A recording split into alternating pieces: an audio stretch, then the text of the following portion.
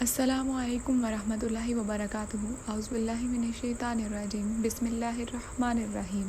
یقیناً ہم نے اس سے پہلے ابراہیم کو اس کی سمجھ بوجھ بخشی تھی اور ہم اس کے احوال سے بخوبی واقف تھے، جبکہ اس نے اپنے باپ سے اور اپنی قوم سے کہا کہ یہ مورتیاں جن کی تم مجار بنے بیٹھے ہو کیا ہیں؟ سب نے جواب دیا کہ ہم اپنے باپ دادا کو انہی کی عبادت کرتے ہوئے پایا۔ آپ نے فرمایا پھر تو تم اور تمہارے باپ دادا سبھی یقیناً کھلی گمراہی میں مبتلا رہے۔ کہنے لگے کیا آپ ہمارے پاس سچ مچ حق لائے ہیں یا یوں ہی مذاق کر رہے ہیں؟ آپ نے فرمایا نہیں، در حقیقت تم سب کا پروردگار تو وہ ہے جو آسمانوں اور زمین کا مالک ہے، جس نے انہیں پیدا کیا ہے، اور میں تو اسی بات کا گواہ اور قائل ہوں۔ اور اللہ کی قسم میں تمہارے ان معبودوں کے ساتھ جب تم علیحدہ پیٹھ پھیر کر چل دو گے ایک چال چلوں گا۔ بس اس نے ان سب کے ٹکڑے ٹکڑے کر دیے، ہاں صرف بڑے بت کو چھوڑ دیا، یہ بھی اس لیے کہ وہ سب اس کی طرف ہی لوٹیں۔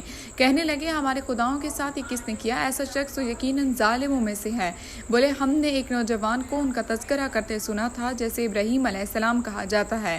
سب نے کہا کہ اچھا، اسے مجمع میں لوگوں کی نگاہوں کے سامنے لاؤ تاکہ ہم سب دیکھیں۔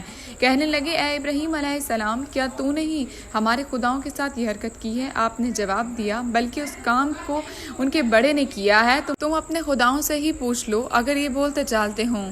بس یہ لوگ اپنے دلوں میں قائل ہو گئے، کہنے لگے واقعی تم ظالم ہو، پھر اپنے سروں کے بل اوندھے ہو گئے۔ یہ تو تجھے بھی معلوم ہے کہ یہ بولتے چالتے والے نہیں ہیں۔ اللہ کے خلیل نے اس وقت فرمایا افسوس، کیا تم اللہ کے علاوہ ان کی عبادت کرتے ہو جو نہ تمہیں کچھ بھی نفع پہنچا سکے نہ نقصان؟ یہ تم پر اور ان پر جن کے تم اللہ کے سوا عبادت کرتے ہو، کیا تمہیں اتنی سی بھی عقل نہیں؟ کہنے لگے کہ اسے جلا دو اور اپنے خداؤں کی مدد کرو اگر تمہیں کچھ کرنا ہی ہے۔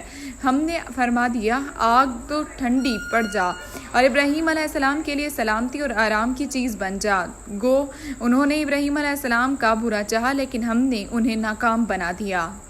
اور ہم ابراہیم اور لوط کو بچا کر اس زمین کی طرف لے چلے جس میں ہم نے تمام جہان والوں کے لیے برکت رکھی تھی، اور ہم نے اسے اسحاق عطا فرمایا اور یعقوب اس پر مزید، اور ہر ایک کو ہم نے صالح بنایا، اور ہم نے انہیں پیشوا بنا کر ہمارے خداؤں سے لوگوں کی رہبری کریں، اور ہم نے ان کی طرف نیک کاموں کرنے کی اور نماز قائم رکھنے اور زکوٰۃ دینے کی وہی تلقین کی، اور وہ سب کے سب ہمارے عبادت گزار بندے تھے۔ ہم نے لوط علیہ السلام کو بھی حکم اور علم دیا اور اسے اس بستی سے نجات دی جہاں کے لوگ گندے کاموں میں مبتلا تھے اور تھے بھی وہ بدترین گنہگار، اور ہم نے لوط علیہ السلام کو اپنی رحمت میں داخل کر دیا، بے شک وہ نیکوکار لوگوں میں سے تھا۔